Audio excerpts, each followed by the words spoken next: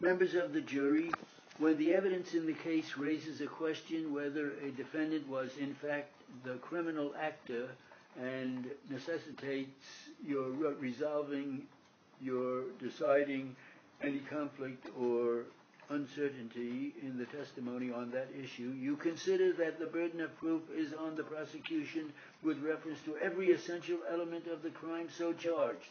And this burden includes the burden of proving beyond reasonable doubt the identity of the defendant as the perpetrator of the crime charged for the particular act testified to.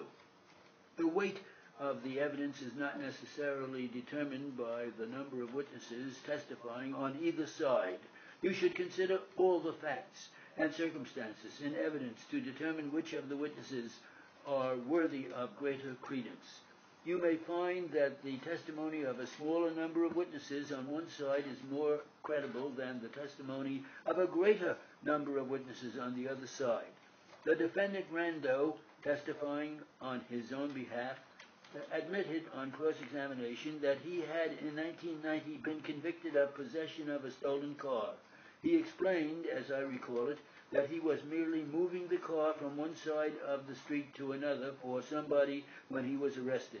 He later pleaded guilty to the charge of possessing a stolen automobile with knowledge it was stolen.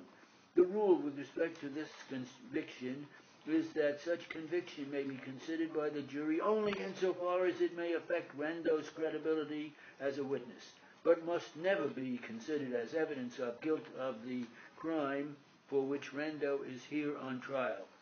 Some special instructions concerning the credibility of Paul Wright as a witness should be noted by you. His importance in the case, both for the prosecution and for the defense, can be judged from the fact that this testimony alone exceeds in duration the testimony of all other witnesses combined. That, I think, is correct. That importance depends on how much of what he told on the stand is true. He was arrested, as were all the others on trial, and Sidney Romner, manager of the Central Smelters, all arrests being made on February 24th at the plant or its facility. Initially, in his statements to the FBI, he implicated a friend of his, Bryant, for unstated reasons, although he testified that Bryant was not in fact involved. By May 25th, I think that's the date he gave. I am not certain of it. Rely on your own recollections. He was changing his earlier stories and was therefore, so he testified, telling the FBI only the truth. Nevertheless, he admitted on cross-examination by defense counsel that he had not named D'Angelo even after that date as a principal or even participant in the criminal acts which are the subject of this prosecution.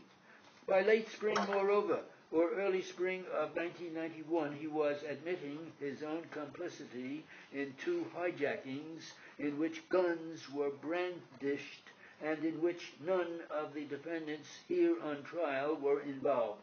To cap it all, he admitted that since 1989 he was a heroin addict, although he claimed he had since the instant offense in May, I believe, kicked the habit.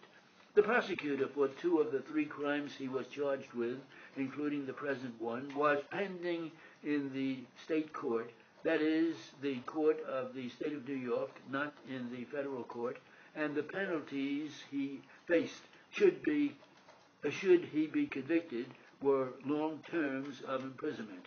He wanted the prosecutions transferred to the federal court from New York State Court, the bail modified so that he could obtain his release on what is known as the personal bond or signature, and consideration by the sentencing judge for his cooperation with the federal authorities. He wanted all this.